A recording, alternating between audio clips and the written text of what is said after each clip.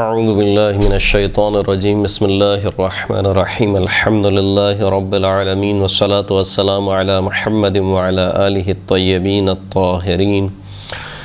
واللعنۃ الدائمۃ علی اعدائہم اجمعین اما بعد فقد قال الامام المعصوم علیہ السلام حدیث فی حلال وحرام تأخذہ من صادق خیر من الدنیا وما فیہا من ذهب وفضہ۔ امام معصوم امام جعفر صادق علیہ السلام کی یہ حدیث ہے جو کہ وسائل الشیعہ میں نقل کی گئی۔ امام ارشاد فرماتے ہیں کہ حلال اور حرام کے بارے میں کسی سچے انسان سے ایک حدیث لے لینا یہ دنیا سے اور جو کچھ دنیا میں ہے سونے چاندی میں سے ان سب سے بہتر ہے۔ یعنی ایک حدیث جو کہ حلال و حرام کے بارے میں ہو وہ پوری کائنات سے انسان کے لیے بہتر ہے۔ ہمارا درس ہماری گفتگو توضیح المسائل کے بارے میں تھی اور ہم مطہرات کے بارے میں گفتگو کر رہے تھے، اور مطہرات میں سے دو مطہر ہم پڑھ چکے تھے، ایک پانی اور ایک زمین۔ تیسرا مطہر سورج ہے۔ سورج کچھ شرائط کے ساتھ کچھ مخصوص چیزوں کو پاک کرتا ہے۔ یعنی پہلے تو یہ بات ذہن میں آ جائے کہ سورج ہر چیز کو پاک نہیں کرتا ہے۔ جیسے کہ کچھ لوگ سوال کرتے ہیں کہ ہم نے گیلا کپڑا تھا جو کہ نجس تھا، ہم نے وہ ڈال دیا انگلی پر اور اب وہ سورج سے خشک ہو گیا، تو اب وہ پاک ہوگا یا نہیں ہوگا؟ تو وہ سورج سے پاک نہیں ہوگا۔ اسی طریقے سے اور چیزوں کے بارے میں سوال کرتے ہیں، دری وغیرہ مثال کے طور پر نجس ہو گئی اور اس کو انہوں نے ڈال دیا اوپر اور سورج سے خشک ہو گئی، تو اس کے بارے میں سوال کرتے ہیں کہ آیا یہ سورج سے پاک ہو جائے گی یا نہیں ہوگی؟ تو سورج صرف مخصوص چیزوں کو پاک کرتا ہے، ہر چیز کو پاک نہیں کرتا، وہ بھی مخصوص شرائط کے ساتھ۔ چند شرائط ہیں جن میں سے 5 شرائط یہاں پر ذکر کی گئیں۔ یہ 5 شرائط ہوں گی تو ان 5 شرائط کے ساتھ سورج چند مخصوص چیزوں کو پاک کر سکتا ہے۔ وہ مخصوص چیزیں کون سی ہیں؟ سورج زمین، عمارت اور دیوار کو 5 شرطوں کے ساتھ پاک کر سکتا ہے۔ زمین، عمارت اور دیوار، ان 3 چیزوں کو وہ بھی 5 شرائط کے ساتھ سورج پاک کر سکتا ہے۔ پہلی شرط کیا ہے؟ پہلی شرط یہ ہے کہ نجس چیز اس طرح تر ہو کہ اگر دوسری چیز اس سے لگے تو وہ تر ہو جائے۔ نجس چیز تر ہو، گیلی ہو، اور اتنی گیلی ہو کہ اگر کوئی دوسری چیز اس سے ٹکرائے یا اس سے لگے تو وہ بھی گیلی ہو جائے۔ صرف نمی ہونا کافی نہیں ہے بلکہ اتنا گیلا ہو کہ تری منتقل ہو جائے کسی دوسری چیز میں، اتنا گیلا ہونا ضروری ہے۔ تو پہلی شرط یہ ہے کہ جو نجس چیز ہے یعنی زمین، عمارت یا دیوار وہ گیلی ہو، اگر گیلی نہ ہو تو اس کو گیلا کر لیا جائے۔ دوسری شرط یہ ہے کہ اس میں کوئی عین نجاست باقی نہ رہے۔ زمین، عمارت یا دیوار میں جو کہ نجس ہو گئی ہے پہلے اس سے عین نجاست کو ہٹا لیا جائے۔ مثلا کوئی دیوار ہے، دیوار پہ فضلہ لگا ہوا ہے، نجس فضلہ لگا ہوا ہے، تو پہلے اس فضلے کو ہٹا لیا جائے اور پھر اس کے بعد اگر وہ خشک ہو گئی ہے تو اس کو گیلا کیا جائے تاکہ سورج کی دھوپ سے وہ خشک ہو۔ تو عین نجاست جو ہے وہ زمین، عمارت یا دیوار میں نہیں ہونے چاہیے، عین نجاست کو ہٹا لینا چاہیے۔ لہٰذا اگر کوئی نجس چیز دیوار پر لگی رہ گئی ہے، عین نجس دیوار پر لگی رہ گئی ہے اور وہ سورج سے خشک ہو گئی ہے وہ دیوار، تو فائدہ نہیں ہے، وہ چیز نجس ہی رہے گی کیونکہ عین نجاست ابھی تک اس پر موجود ہے۔ تیسری شرط یہ ہے کہ کوئی چیز دھوپ میں رکاوٹ نہ بنے، یعنی بادل وغیرہ یا پردہ وغیرہ مثال کے طور پر لگا ہوا ہے، پردے سے کراس ہو کر دھوپ کی تپش سے دیوار اگر خشک ہو رہی ہے تو وہ پاک نہیں ہوگی، بلکہ براہ راست سورج کی دھوپ اس زمین یا اس عمارت یا اس دیوار پر لگنی چاہیے اور اس سورج کی دھوپ سے وہ زمین، عمارت یا دیوار خشک ہو تبھی وہ پاک ہوگا، ورنہ پاک نہیں ہوگا۔ بس اگر دھوپ، پردے، بادل یا ایسی کسی چیز کے پیچھے سے نجس چیز پر پڑے اور اسے خشک کر دے تو وہ چیز پاک نہیں ہوگی۔ البتہ اگر بادل بہت ہلکا ہو، یعنی بہت اسے کہنا چاہیے کہ بادل جو ہے وہ بہت زیادہ گھنے بادل نہیں ہیں یا بہت زیادہ موٹے بادل نہیں ہیں، بلکہ ہلکے سے بادل ہیں،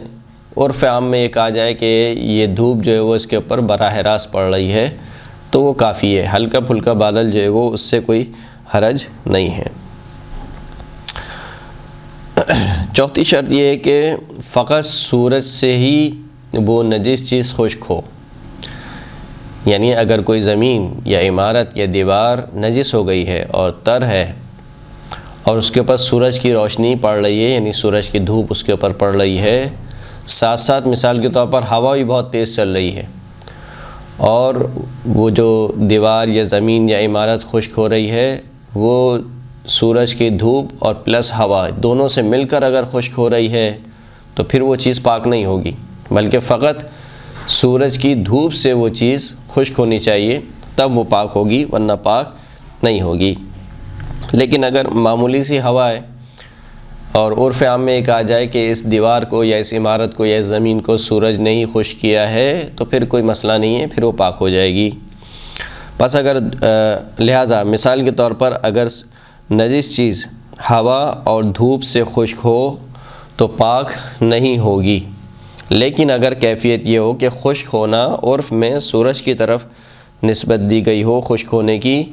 تو پھر کوئی حرج نہیں ہے، یعنی عرف عام میں یہ کہا جائے اتنی کم ہوا ہو، عرف عام میں یہ کہا جائے کہ یہ چیز سورج سے خشک ہوئی ہے تو پھر کوئی مسئلہ نہیں ہے۔ پانچویں شرط یہ ہے کہ عمارت کے جس حصے میں نجاست سرایت کر گئی ہے دھوپ سے ایک ہی مرتبہ خشک ہو جائے۔ ایک ہی مرتبہ میں دھوپ سے خشک ہونا شرط ہے، یعنی اگر ایک دیوار مثال کے طور پر نجس ہے اور تر ہے تو وہ آج کے دن ہی ایک ہی دفعہ میں جب سورج طلوع ہوا، سورج کی دھوپ اس پر پڑی اور وہ خشک ہو گئی تو پوری کی پوری دیوار پاک سمجھی جائے گی۔ لیکن اگر مثال کے طور پر صورتحال اس طریقے سے ہو کہ دیوار نجس ہو اور تر ہو اور سورج طلوع ہو، سورج کی دھوپ اس پر پڑے، آدھی دیوار آج خشک ہو آدھی دیوار کل خشک ہو، یعنی کل کے دن جب دوبارہ سورج نکلے گا تو جو آدھی دیوار جو سورج نے خشک کر دی ہے وہ فقط پاک ہوگی، جو دوسری آدھی دیوار ہے جو رہ گئی تھی وہ نجس ہی رہے گی، وہ پاک نہیں ہوگی۔ عمارت کے جس حصے میں نجاست سرایت کر گئی ہے دھوپ سے ایک ہی مرتبہ خشک ہو جائے، پس اگر ایک دفعہ دھوپ نجس زمین اور عمارت پر پڑے اور اس کا اوپری حصہ خشک کرے اور دوسری دفعہ نچلے حصے کو خشک کرے تو اس کا اوپری حصہ پاک ہو جائے گا، نیچے والا حصہ نجس ہی رہے گا۔ یہی صورتحال ہے کہ اگر نجاست سرایت کر گئی ہے، مثال کے طور پر دیوار کے اندر تک دیوار گیلی ہو گئی ہے اور سورج اس کے اوپر پڑتا ہے، اور جب سورج اس کے اوپر پڑا تو اس نے جو دیوار کا ظاہری حصہ تھا وہ تو خشک کر دیا لیکن اندرونی حصہ خشک نہیں کیا، یا اندرونی حصے کو بعد والے یعنی جو اگلا دن آ رہا ہے اس دن جب سورج کی روشنی پڑی تو اس وقت وہ خشک ہوا، تو اس صورتحال میں فقط جو ظاہری حصہ ہے جو سورج کی روشنی سے خشک ہوا ہے وہی پاک ہوگا، اندر والا جو حصہ ہے وہ پاک نہیں ہوگا۔ سورج نجس چٹائی کو پاک کر دیتا ہے، لیکن اگر اس کی بناوٹ میں دھاگے استعمال ہوئے ہوں تو انہیں پاک نہیں کرتا۔ اسی طرح درخت، گھاس، دروازے، کھڑکیاں سورج سے احتیاط واجب کی بنا پر پاک نہیں ہوتے۔ دروازے وغیرہ ہیں یا دروازوں میں کچھ کیلیں لگی ہوئی ہیں یا پردے لٹکے ہوئے مثال کے طور پر دروازے میں یا خود دروازے، درست ہے، اسی طریقے سے کھڑکیاں وغیرہ یا کھڑکیوں میں پردہ وغیرہ لٹکا ہوا ہے، ان چیزوں کو سورج پاک نہیں کرتا احتیاط واجب کی بنا پر۔ جیسے کہ بیان ہو گیا سورج فقط 3 چیزوں کو پاک کرتا ہے، زمین، عمارت اور دیوار، ان 3 چیزوں کو پاک کرتا ہے۔ اگر دھوپ نجس زمین پر پڑے اور بعد ازاں شک پیدا ہو کہ دھوپ پڑنے کے وقت زمین تر تھی یا نہیں، یا تری دھوپ کے ذریعے خشک ہوئی یا نہیں، تو وہ زمین نجس ہوگی۔ یعنی جیسے ہی آپ کو شک ہوا، جو پہلے ہم مسئلہ یہ بیان کر چکے ہیں، اسی جو قاعدہ کلی ہے اس مسئلے کا سمجھیں ایک یہ فر ہے، ایک اصل ہے اور ایک اصل سے جو جسے کہنا چاہیے کہ وہ اصل جس پر امپلیمنٹ ہو رہی ہے، جس کے اوپر اپلائی ہو رہی ہے، وہ ایک اس کے مصادیق میں سے ایک مصداق یہاں پر بیان ہو رہا ہے۔ وہ اصل وہ قاعدہ کیا تھا کہ جو چیز پہلے نجس ہو جائے اور بعد میں انسان اس کے بارے میں شک کرے کہ آئے یہ پاک ہوئی یا نہیں ہوئی، چاہے اس کا شک کسی بھی جہت سے ہو، اگر آپ کو اس کے پاک ہونے میں شک ہے تو وہ چیز نجس شمار ہوگی۔ یہ ایک قاعدہ کلیہ ہے کہ جب بھی کوئی چیز نجس ہو جائے، انسان کو یقین ہو گیا ہے کہ ایک چیز نجس ہو گئی ہے اور پھر اس کے پاک ہونے میں انسان کو شک ہو، اب یہ شک کسی بھی جہت سے ہو، کسی بھی جہت سے ہو، کہ مجھ سے مراد ہے کہ مثال کے طور پر شک ہو کہ آیا جتنی مرتبہ دھونا تھا اتنی مرتبہ دھویا یا نہیں دھویا مثال کے طور پر، یا مثال کے طور پر سورج نے ایک دفعہ خشک کر لیا یا نہیں کیا، یا وہ چیز جو سورج سے پاک ہونے والی ہے وہ پہلے تر تھی یا تر نہیں تھی۔ تو اگر آپ کو شک ہو رہا ہے تو شک کی صورت میں جو چیز پہلے نجس تھی وہ اب بھی نجس ہی شمار ہوگی۔ لہٰذا فرماتے ہیں کہ اگر انسان کو شک ہو کہ دھوپ پڑنے کے وقت زمین تر تھی یا نہیں تھی تو وہ چیز نجس شمار ہوگی، اور یہی حکم ہے کہ اگر شک پیدا ہو کہ دھوپ پڑنے سے پہلے عین نیاست زمین سے ہٹا دی گئی تھی یا نہیں ہٹائی تھی، شک ہو رہا ہے کہ عین نیاست کو ہٹا دیا تھا یا نہیں ہٹایا تھا، اس صورت میں بھی مسئلہ وہی ہے، یعنی مسئلہ قاعدہ کلی وہی ہے کہ اگر انسان کو یقین ہو کہ ایک چیز نجس ہے اور بعد میں اس کو شک ہو کہ آیا وہ چیز پاک ہوئی یا نہیں ہوئی تو وہ چیز نجس شمار ہوگی۔ اب اس کے جو شک کا منشا ہے، جو شک اس کو پیدا ہو رہا ہے، وہ چاہے کسی بھی حوالے سے ہو، اس سے فرق نہیں پڑتا۔ تو لہٰذا اگر شک ہو کہ آیا زمین تر تھی یا نہیں تھی، یا شک ہو کہ آیا اس سے عین نیاست کو ہٹا لیا تھا نہیں ہٹا لیا تھا، دونوں صورتوں میں وہ زمین جو ہے وہ نجس شمار ہوگی۔ اسی طریقے سے اگر شک ہو کہ کوئی چیز دھوپ کے درمیان مانع تھی یا نہیں تھی، یعنی آیا سورج کی جو دھوپ ہے، تپش ہے، وہ براہ راست نجس چیز پر پڑ رہی تھی یا کسی پردے یا بادل کی اوڑ سے سورج کی دھوپ جو ہے وہ اس نجس چیز پر پڑ رہی تھی، تو اس صورت میں بھی کہتے ہیں احتیاط واجب کی بنا پر وہ چیز پاک شمار نہیں ہوگی۔ یعنی یہ جو شرائط آپ کو بیان کی گئی ہیں سورج سے پاک ہونے کی، اگر ان شرائط میں آپ کو شک ہو جائے تو پھر وہ چیز پاک شمار نہیں ہوگی۔ اگر دھوپ نجس دیوار کی ایک طرف پڑے اور اس کے ذریعے دیوار کی وہ جانب بھی خشک ہو جائے کہ جس پر دھوپ نہیں پڑی تو دیوار دونوں طرف سے پاک ہو جائے گی۔ یعنی ایک دیوار جو کہ جس کا ظاہری حصہ نجس ہوا تھا اور ظاہری حصے کے ساتھ ساتھ سرایت کر گئی تھی وہ نجاست یا وہ تری دیوار کے اندر، اور اتنی دھوپ پڑی، یعنی اتنی تیز اس کے اوپر دھوپ پڑی کہ اس دھوپ نے ظاہری حصے کے ساتھ ساتھ اس کے اندر والے حصے کو بھی خشک کر لیا، تو وہ دونوں حصے، ظاہری حصہ بھی اور اس کا اندر والا حصہ بھی، دونوں حصے پاک ہو جائیں گے۔ لیکن اگر ایک دن اس کے ظاہری حصے کو خشک کرے اور اگلے دن باطنی حصے کو خشک کرے تو صرف اس کا ظاہری حصہ خشک ہوگا، جیسے کہ ہم نے شرائط میں بیان کر دیا تھا کہ سورج جو ہے وہ ایک ہی دفعہ میں نجس چیز کو خشک کرے، اگر ایک دفعہ میں نہیں کرتا ہے بلکہ کئی دفعات میں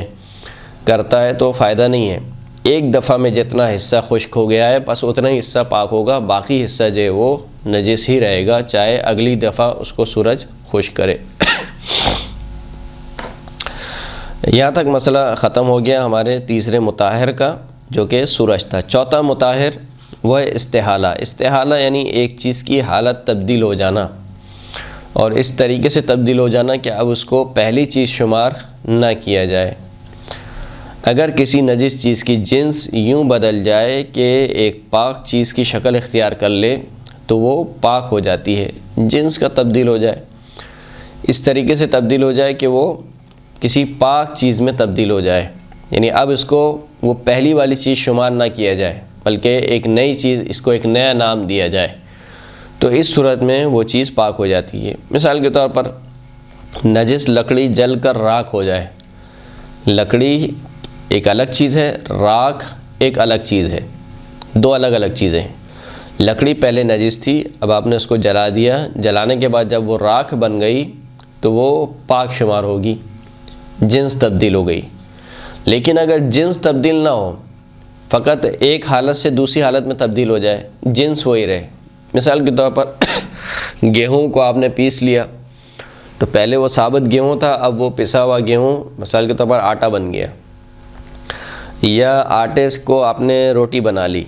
تو ہے وہی گیہوں فقط اس کی حالتیں تبدیل ہو رہی ہیں. پہلے وہ ثابت گیہوں تھا، پھر وہ پسا ہوا گیہوں بن گیا، پھر اس گیہوں کی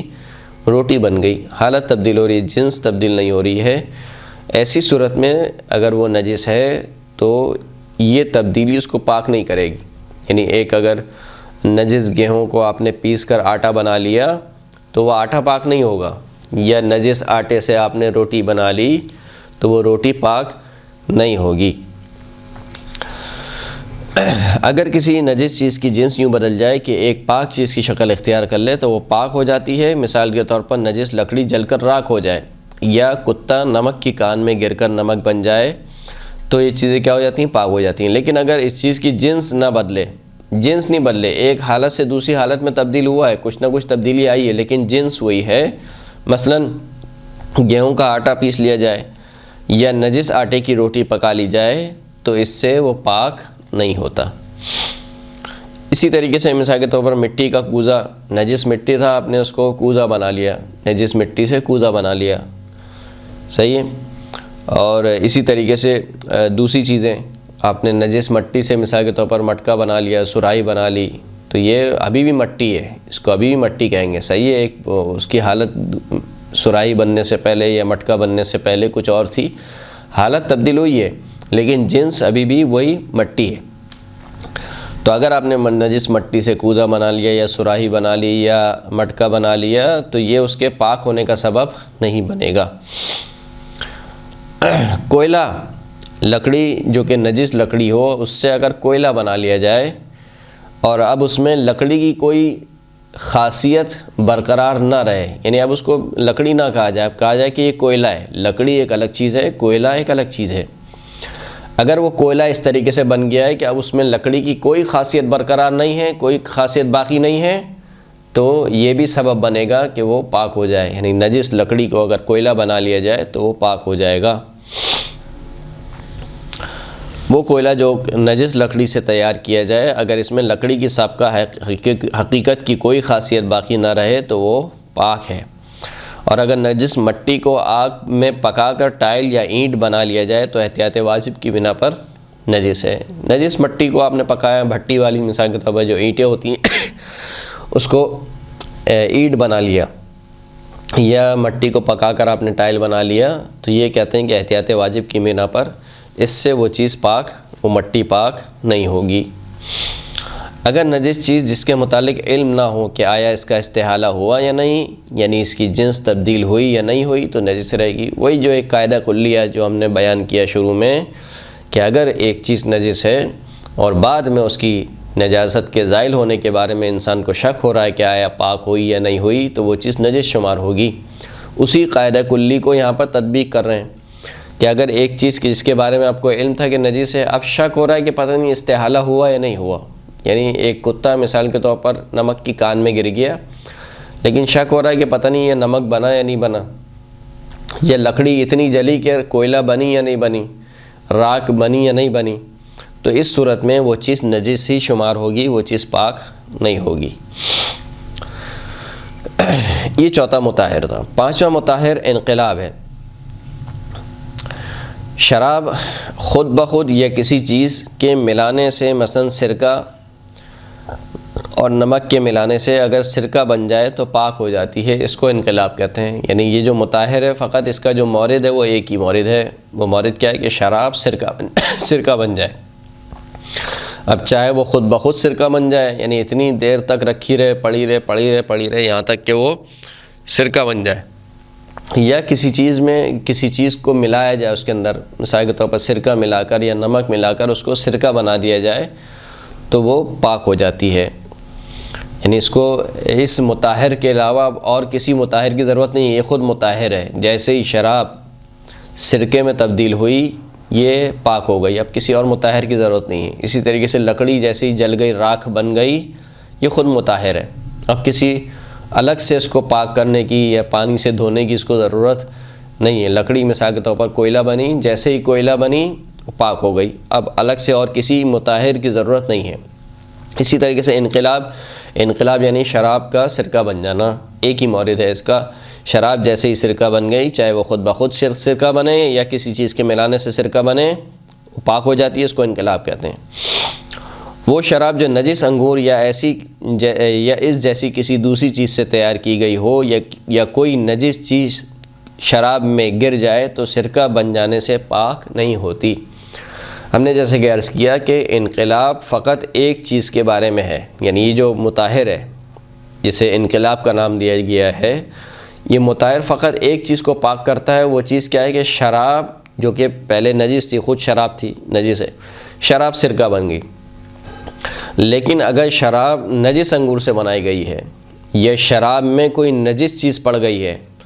تو اب دو نجاستیں جمع ہو گئی ہیں، شراب خود نجس ہے اور وہ جو نجس چیز اس میں گری ہے یا وہ جو نجس انگور تھے وہ دو نجاستیں۔ انقلاب فقط شراب کی نجاست کو تبدیل کرتا ہے طہارت میں، دوسری کسی نجاست کو طہارت میں تبدیل نہیں کرتا۔ لہٰذا اگر نجس انگور ہے، نجس انگور سے شراب بنائی جا رہی ہے، یا کوئی نجس چیز شراب میں پڑ گئی ہے اور پھر اس سے وہ سرکہ بن گیا ہے تو اس سے وہ پاک نہیں ہوگا، سرکہ جو ہے وہ ابھی بھی نجس شمار ہوگا۔ نجس انگور، نجس کشمش اور نجس کھجور سے جو سرکہ تیار کیا جائے وہ بھی نجس ہوتا ہے۔ جیسے کہ عرض کیا، ہم نے بار بار عرض کیا کہ انقلاب فقط کیا ہے، شراب کا سرکہ بن جانا فقط یہ ہے، اس کے علاوہ کوئی چیز انقلاب شمار نہیں ہوتی، نہ ہی انقلاب کسی دوسرے مورد میں مطہر ہے۔ اگر انگور کے رس میں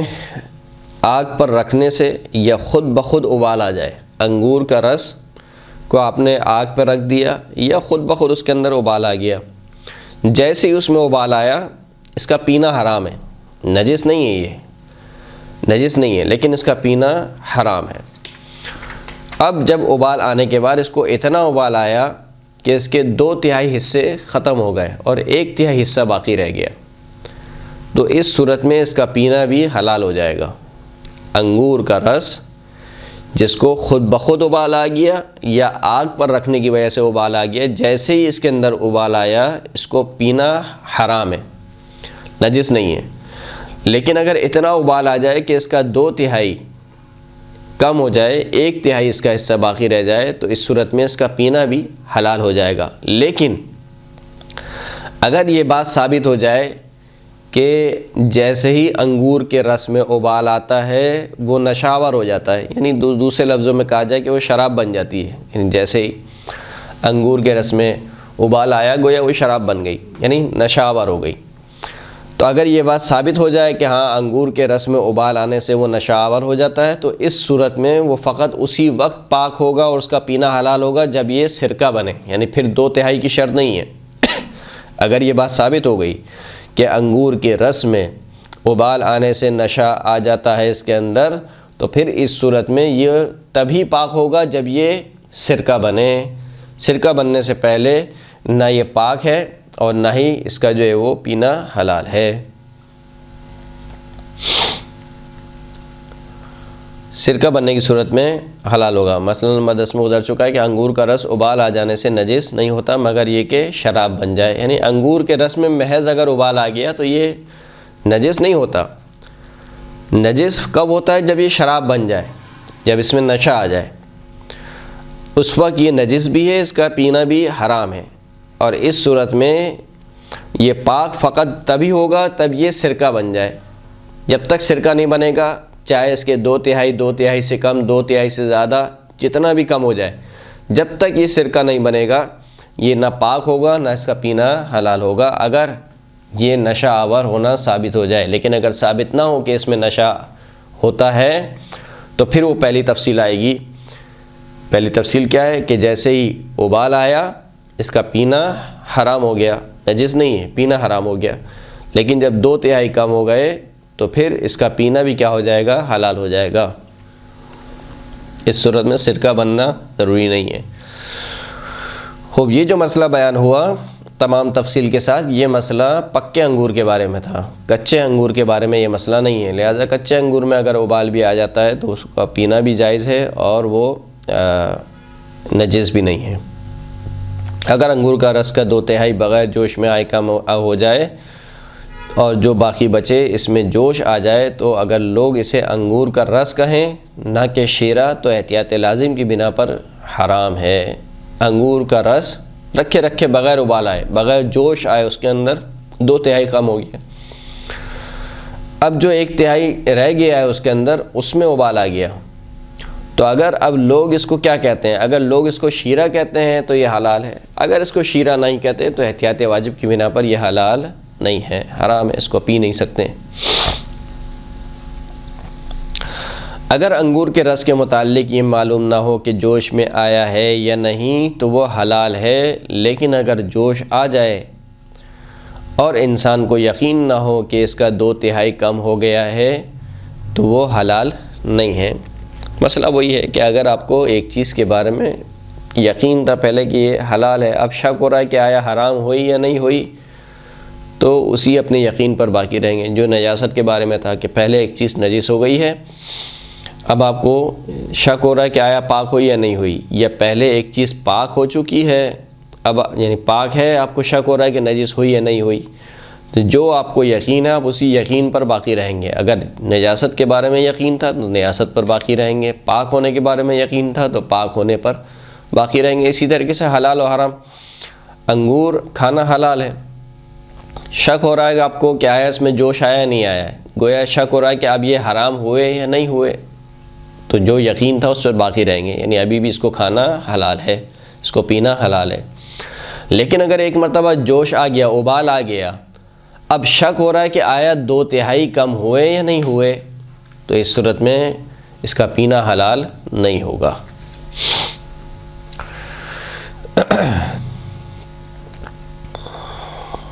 اگر انگور کا ایک دانہ کسی ایسی چیز میں گر جائے جو آگ پر جوش کھا رہی ہو، ایک دانہ گر جائے، مثلا دودھ وغیرہ میں آپ کھیر وغیرہ بنا رہے ہیں یا کوئی بھی اور دوسری چیز بنا رہے ہیں، کھانا بنا رہے ہیں، اس میں جو ہے وہ انگور کا دانہ گر گیا ہے۔ اچھا، یہ مسئلہ فقط مختص ہے انگور کے ساتھ، اس میں کشمش شامل نہیں ہے۔ اگر آپ کشمش ڈالتے ہیں کسی کھانے میں اور اس کو جوش آ جاتا ہے یا کشمش میں جوش آ جاتا ہے، اس کا یہ مسئلہ نہیں ہے، فقط انگور کا مسئلہ ہے، نہ کچے انگور کا مسئلہ ہے نہ کشمش کا مسئلہ ہے، پکے ہوئے انگور کا مسئلہ ہے، جس کو انگور کہا جائے وہ بھی پکا ہوا انگور، اس کا مسئلہ یہ ہے۔ تو فرماتے ہیں کہ اگر کسی کھانے میں مثال کے طور پر جو چیز آگ پر جوش کھا رہی ہے اس میں جو ہے وہ ایک دانہ گر گیا انگور کا اور اس کو بھی جوش آ گیا، تو فقط اس دانے کو کھانا حرام ہے، اس لیے کہ جیسے کہ ہم نے عرض کیا پہلے بھی کہ اگر انگور کے رس میں ابال آ جائے تو فقط اس کا کھانا حرام ہے، یہ خود پاک ہے، خود پاک ہے۔ تو اگر ایک دانے گرا اور اس کو جوش آ گیا، ابال آ گیا اس کو، تو صحیح ہے، فقط انگور جو ہے وہ اس کو کھانا حرام ہے، لیکن وہ نجس تو نہیں ہے، اس نے نجس نہیں کیا، نہ وہ خود نجس ہے نہ اس نے کسی دوسرے کھانے کو نجس کیا، تو کھانا پاک رہے گا، فقط اس دانے کو کھانا جو ہے وہ حرام ہوگا۔ یہ بھی اس صورت میں ہے کہ اگر وہ مخلوط نہ ہوا ہو، اگر وہ کھانے میں گر کر مخلوط ہو گیا، یعنی اب پتہ ہی نہیں چل رہا ہے کہ اس میں کوئی انگور بھی ہے یا نہیں ہے، یعنی ایک بہت بڑے دیگ میں مثال کے طور پر، یا بہت بڑی بھی نہ ہو، بہرحال ایک معتدن بے جسے کہا جائے، 1 کلو 2 کلو دودھ میں اگر ایک انگور کا دانہ گر گیا اور اس کے اندر مخلوط ہو گیا، اب پتہ ہی نہیں چل رہا ہے اس کے اندر کہ انگور ہے یا نہیں ہے، اسے فقہی اصطلاح میں استہلاک کہا جاتا ہے۔ استہلاک کا مطلب یہ ہوتا ہے کہ ایک چیز کا دوسری چیز میں اس طریقے سے ضم ہو جانا کہ اب آپ عرفی نگاہ سے تفکیک نہیں کر سکتے، جدا جدا نہیں کر سکتے۔ مثال کے طور پر خون اگر نکل آئے، دانتوں سے خون نکل آئے آپ کے منہ میں، تو خون جب تک منہ میں ہے وہ پاک ہے، کیونکہ نجاست، خون کی جو نجاست ہے جب تک ہمارے جسم میں وہ دوڑ رہا ہے اس وقت تک پاک ہے، خون جب جسم سے باہر نکلے گا اس وقت نجس ہوگا۔ تو جب تک وہ منہ میں خون ہے، وہ خون ہے تو پاک، لیکن اس کو کھانا حلال نہیں ہے، حرام ہے۔ لیکن اگر وہ خون جو کہ دانتوں سے نکلا ہے وہ تھوک کے ساتھ اس طریقے سے مل جائے کہ اس میں ختم ہو جائے، استہلاک ہو جائے اس کا، اب اس کو تھوک کہا جائے، خون نہ کہا جائے، تو پھر اس صورت میں آپ اس تھوک کو نگل سکتے ہیں۔ لیکن اگر اتنا خون ہے کہ نہیں، یا ابھی استہلاک نہیں ہوا ہے، خون اور تھوک باقاعدہ الگ الگ دکھ رہا ہے آپ کو آنکھوں سے، تو اس کا مطلب استہلاک نہیں ہوا ہے۔ اب استہلاک نہیں ہوا تو ابھی آپ اس کو نگل نہیں سکتے ہیں، کہ خون کو کھانا یا خون کو نگلنا حرام ہے، لیکن جیسے استہلاک ہوا وہ پاک چیز میں مل گیا اور ختم ہو گیا، اب عرفی نگاہ سے اس کو اگر دیکھا جائے تو کہا جائے گا کہ نہیں اس میں فقط تھوک ہے، تو اس صورت میں آپ اس کو نگل سکتے ہیں۔ یہ جو استہلاک ہے وہی یہاں پر ہے۔ اگر وہ انگور کا دانہ گرا اور گر کے کھانے کے ساتھ اس طریقے سے مل گیا کہ اب پتہ ہی نہیں چل رہا کہ اس میں کوئی انگور گرا بھی تھا یا نہیں گرا تھا، تب تو کوئی مسئلہ نہیں ہے، پورا کھانا کھا سکتے ہیں۔ لیکن اگر باقاعدہ نظر آ رہا ہے آپ کو وہ ایک انگور کا دانہ گرا ہوا، تو فقط اس انگور کو کھانا جو ہے وہ احتیاط لازم کی بنا پر حرام ہوگا، پورا کھانا حرام نہیں ہوگا۔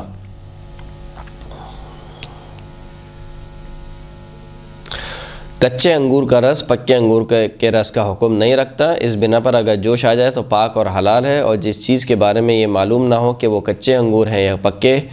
اگر اس میں جوش آ جائے تب بھی حلال ہے۔ جیسے کہ ہم نے عرض کر دیا کہ یہ مسئلہ پورا پکے انگور کے بارے میں ہے، کچے انگور کے بارے میں نہیں ہے۔ یہاں پر یہ مسئلہ ختم ہو گیا جو کہ مطہر تھا، انقلاب، پانچواں مطہر۔ چھٹا مطہر ہے انتقال۔ انتقال کا مطلب کیا ہے کہ ایک انسان یا خون جہندہ رکھنے والے حیوان کا خون کسی ایسے حشرے میں، کسی ایسے جاندار کے جسم میں منتقل ہو جائے جو خون نہیں رکھتا۔ اس کی مثال کیا دیتے ہیں؟ مثلا مچھر کا جسم میں خود خون نہیں ہوتا، اگر مچھر کسی انسان کو کاٹے، کسی ایسے جاندار کو کاٹے جو کہ خون جہندہ رکھتا ہو، تو جیسے ہی وہ خون منتقل ہو گیا مچھر کے بدن میں، اب اگر آپ نے اس مچھر کو مارا اور خون آپ کو دکھائی دیا تو یہ خون پاک ہے، اسے انتقال کہتے ہیں۔ اگر ایسا حیوان جو کہ عرفاً خون نہیں رکھتا، انسانی بدن کے خون یا ایسے حیوان کا خون جو کہ جہندہ خون رکھتا ہو، اس طرح سے چوسے کہ چوسا ہوا خون اس حیوان کے بدن کا حصہ بننے کے قریب ہو، یعنی قریب ہے کہ یہ جو مچھر ابھی خون چوس رہا ہے یہ خون مچھر کے بدن کا حصہ بن جائے گا۔ جیسے وہ مچھر جو انسانی بدن یا کسی حیوان سے خون چوستا ہے تو وہ چوسا ہوا خون پاک ہو جاتا ہے، اور اس کو انتقال کہتے ہیں۔ لیکن وہ خون جو کہ جونک وغیرہ لگاتے ہیں، جونک سے جو علاج کیا جاتا ہے جس کو فارسی میں زالو کہتے ہیں، جو ایک کیڑا ہے جو انسان کے بدن پر لگایا جاتا ہے علاج کی غرض سے، اور اس کی خاصیت یہ ہے کہ وہ انسان کے بدن سے جو گندا خون ہے اس کو چوستا ہے، اور چوسنے کے بعد جب وہ ایک حد تک خون چوس لیتا ہے تو پھر خود ہی وہ نیچے گر جاتا ہے اور خود ہی وہ مر جاتا ہے وہ کیڑا۔ اس کو جونک کہتے ہیں، فارسی میں اس کو زالو کہتے ہیں۔ تو یہ جو جونک جو خون چوس رہی ہے اس کے بارے میں معلوم نہیں ہے کہ آیا یہ اس کے بدن کا حصہ بنتا ہے یا نہیں، فقط ایک اسے کہنا چاہیے سرنج کا کام کرتا ہے کہ ایک جگہ سے خون لیا اور دوسرے جگہ پر منتقل ہو گیا، تو لہٰذا یہ جو ہے وہ پاک ہونے کا سبب نہیں بنے گا۔ لیکن وہ خون جو علاج کی غرض سے جونک انسان سے چوستی ہے، چونکہ معلوم نہیں کہ اس کے بدن کا حصہ بن جاتا ہے یا نہیں، یہ نجس ہے۔ اگر کوئی شخص اپنے بدن پر بیٹھے ہوئے مچھر کو مار دے اور وہ خون جو مچھر نے چوسا ہو اس کے بدن سے نکلے تو وہ خون پاک ہے۔ مچھر جو ابھی خون چوس رہا ہے آپ کے بدن پہ بیٹھا ہوا، آپ نے وہیں پر اس کو مار دیا، تو وہ جو خون جو اس کے بیگ میں جمع ہو گیا ہے، جو اس کے پیٹ میں جمع ہو گیا ہے، وہ خون جو مچھر سے نکل رہا ہے وہ خون کیا ہے؟ پاک ہے، کیونکہ وہ خون اس قابل تھا کہ مچھر کی غذا بن جائے، اگرچہ مچھر کے خون چوسنے اور مارے جانے کے درمیان وقفہ بہت کم ہو، لیکن احتیاط مستحب یہ ہے کہ اس خون سے اس حالت میں پرہیز کیا جائے۔ احتیاط مستحب ہے کہ اس سے پرہیز کیا جائے، کیونکہ وہ خون اس قابل تھا کہ اب مچھر کے بدن کا حصہ بننے والا ہے، لہٰذا وہ خون پاک تو ہے لیکن احتیاط مستحب کہتے ہیں کہ احتیاط مستحب ہے کہ اس خون سے پرہیز کیا جائے۔ اگلا مطہر ہے اسلام۔ اگر کوئی کافر کلمہ شہادتین پڑھ لے، اللہ کی وحدانیت کی گواہی دے کسی بھی زبان میں، ضروری نہیں کہ عربی زبان میں لا الہ الا اللہ محمد الرسول اللہ صلی اللہ علیہ وآلہ وسلم کہے، عربی زبان میں کہنا ضروری نہیں بلکہ کسی بھی زبان میں اردو زبان میں اگر کہتا ہے کہ کوئی معبود نہیں سوائے اللہ کے اور حضرت محمد صلی اللہ علیہ وآلہ وسلم رسول اللہ کے رسول ہیں، آخری نبی ہیں، اگر وہ گواہی دے دیتا ہے تو یہ کہنے سے وہ مسلمان ہو جاتا ہے۔ جیسے ہی وہ مسلمان ہوگا وہ پاک ہو جائے گا، یعنی اسلام لانا خود ایک مطہر ہے، اور یہ جس چیز کو پاک کرتا ہے وہ کیا ہے؟ کفر ہے۔ کفر کافر کو پاک کرتا ہے۔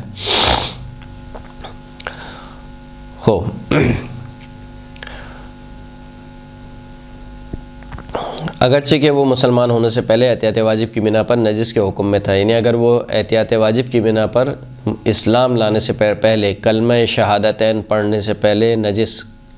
کے حکم میں تھا، نجاست کے حکم میں تھا، جیسے وہ کلمہ شہادتین پڑھے گا وہ پاک ہو جائے گا۔ لیکن مسلمان ہو جانے کے بعد اس کا بدن، تھوک، ناک کا پانی، پسینہ پاک ہو جائے گا، یعنی اس کے بدن کی جو رطوبتیں ہیں جو خود اس سے تعلق رکھتی ہیں، جیسے کہ تھوک وغیرہ ہو گیا، یا ناک کا پانی ہو گیا، یا اس کا پسینہ ہو گیا، یا خود اس کا بدن ہو گیا، یہ تمام چیزیں جو ہیں وہ پاک ہو جائیں گی۔ لیکن مسلمان ہونے کے وقت اگر اس کے بدن پر کوئی عین نجاست ہو تو اسے دور کرنا اور اس مقام کو پانی سے دھونا ضروری ہے۔ فقط اس کا بدن پاک ہوگا، لیکن اگر کوئی نجاست اس کے بدن پر لگی ہوئی ہے، یعنی کلمہ شہادتین پڑھنے سے پہلے مثال کے طور پر اس کے ہاتھ پہ خون لگا ہوا ہے، خون عین نجس ہے، تو کلمہ شہادتین پڑھ لینے سے وہ پاک نہیں ہوگا، بلکہ ضروری ہے کہ اس عین نجاست کو دور کیا جائے اور پھر اس مقام کو پانی سے دھویا جائے۔ اسی طریقے سے اگر اس کا جو لباس ہے، اگر وہ لباس نجس ہو گیا تھا کسی دوسری نجاست سے، تو کلمہ شہادتین پڑھ لینے سے اس کا لباس پاک نہیں ہوگا، لباس کو پانی سے پاک کرنا پڑے گا۔ لیکن مسلمان ہونے کے وقت اگر اس کے بدن پر کوئی عین نجاست ہو تو اسے دور کرنا، اسے اس مقام کو پانی سے دھونا ضروری ہے، بلکہ اگر مسلمان ہونے سے پہلے ہی عین نجاست دور ہو چکی ہو تب بھی احتیاط واجب یہ ہے کہ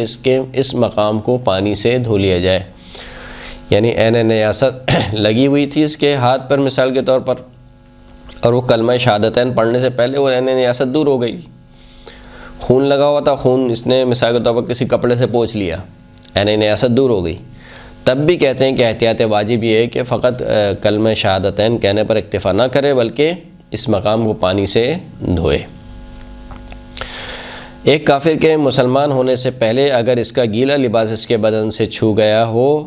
تو اس کے مسلمان ہونے کے وقت وہ لباس اس کے بدن پر ہو یا نہ ہو، احتیاط واجب کی بنا پر اس سے اجتناب کرنا ضروری ہے۔ اگر وہ لباس خود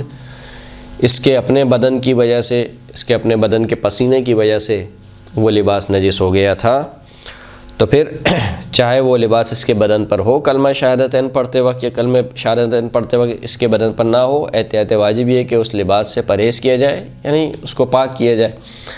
نماز پڑھنا چاہتا ہے تو اس کو پاک کرے اور پھر اس کے بعد نماز پڑھے، یا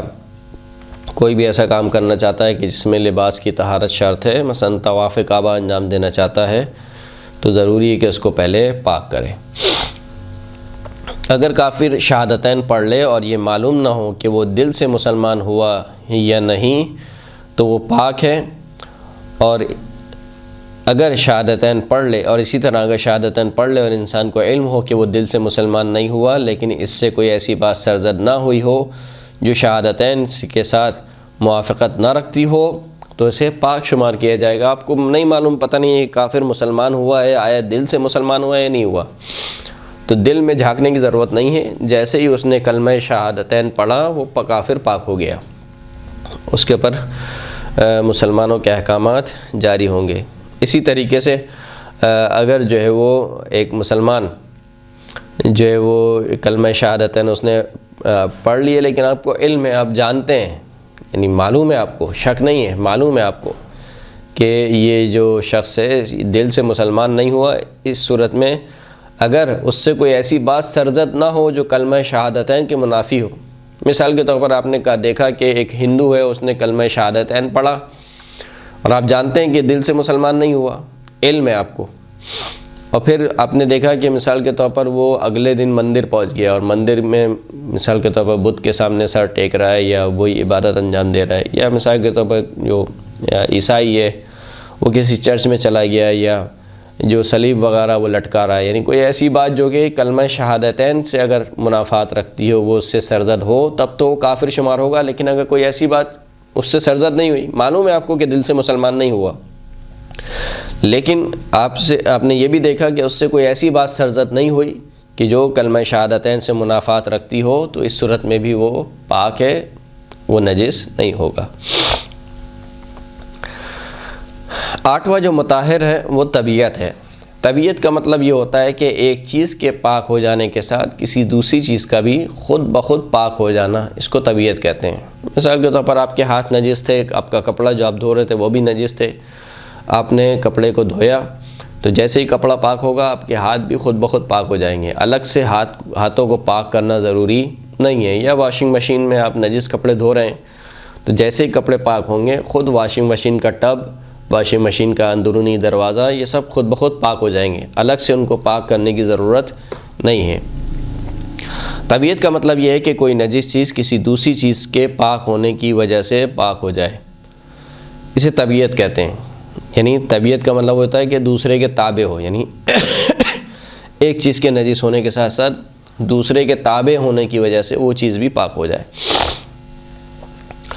پس اگر شراب سرکہ بن جائے تو اس کا جو برتن ہے اس جگہ تک پاک ہو جاتا ہے جہاں تک شراب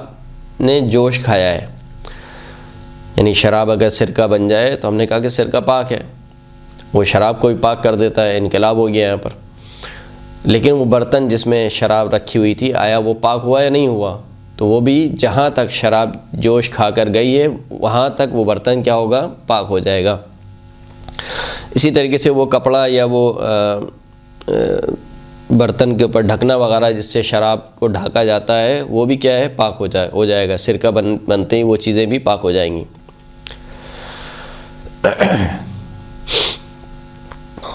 اگر کپڑا یا کوئی دوسری چیز جو عموماً اس شراب کے برتن پر رکھی جاتی ہے اور اس سے نجس ہو گئی ہو تو وہ بھی پاک ہو جاتی ہے۔ لیکن اگر برتن کا بیرونی حصہ اس کے جوش آنے کی وجہ سے اس شراب سے آلودہ ہو جائے تو احتیاط واجب کی بنا پر بذریعہ طبیعت پاک نہیں ہوگا۔ اگر برتن کا بیرونی حصہ، باہر والا حصہ شراب سے نجس ہو گیا، یعنی شراب جوش کھا رہی تھی، اس میں جوش آ رہا تھا، ابال آ رہا تھا، اس کے چھینٹے جو ہے وہ مثال کے طور پر برتن کے باہر والے حصے پہ لگ گئے،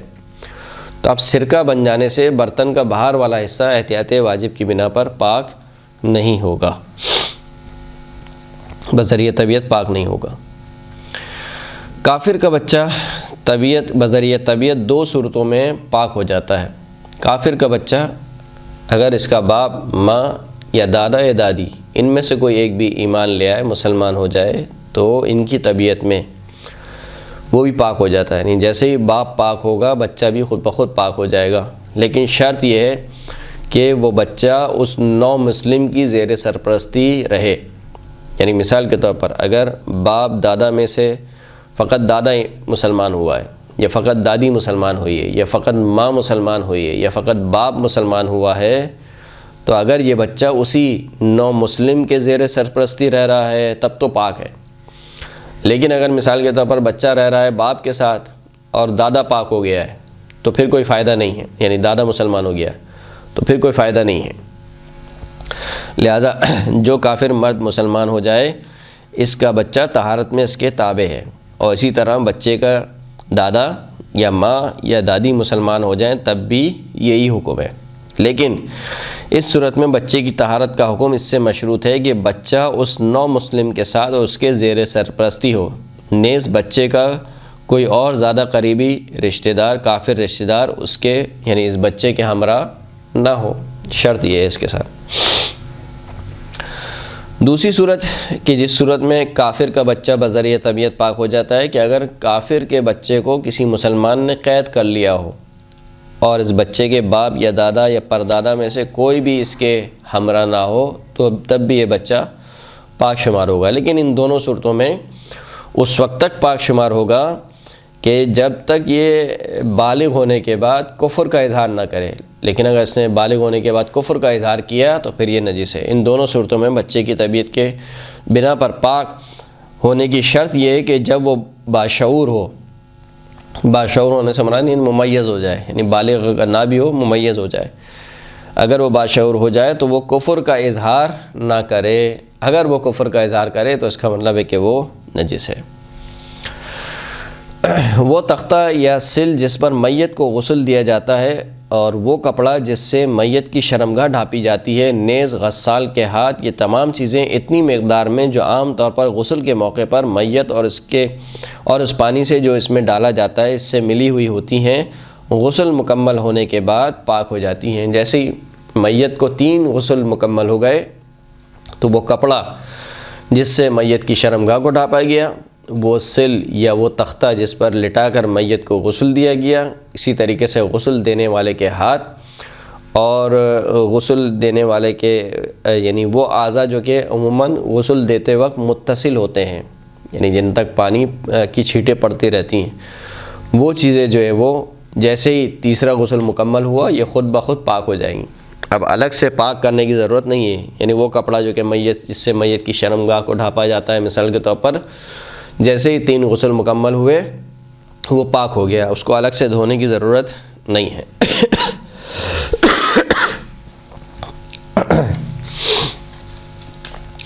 لیکن غسال کا لباس اور بدن اور بقیہ غسل دینے کی چیزیں احتیاط واجب کی بنا پر بذریعہ طبیعت پاک نہیں ہوتی۔ غسال کا لباس ہے مثال کے طور پر، یا غسل دے رہا تھا، غسل دیتے ہوئے مثال کے طور پر چہرے پہ چھینٹیں آ گئیں یا کمر پہ چھینٹیں آ گئیں، یعنی دوسرا بدن جو عام طور پر ملا ہوا نہیں ہوتا ہے، یا دوسری چیزیں مثال کے طور پر وہ ڈونگا وغیرہ اگر جس سے پانی ڈالا جا رہا ہے اگر وہ نجس ہو گیا ہے تو یہ چیزیں جو ہے وہ بذریعہ طبیعت پاک نہیں ہوتی، یعنی ان کو الگ سے پاک کرنا ہوگا۔ اگر کوئی شخص کسی چیز کو پانی سے دھوئے تو اس چیز کے پاک ہونے پر اس شخص کا وہ ہاتھ بھی پاک ہو جاتا ہے جو اس چیز کے ساتھ دھل گیا ہے۔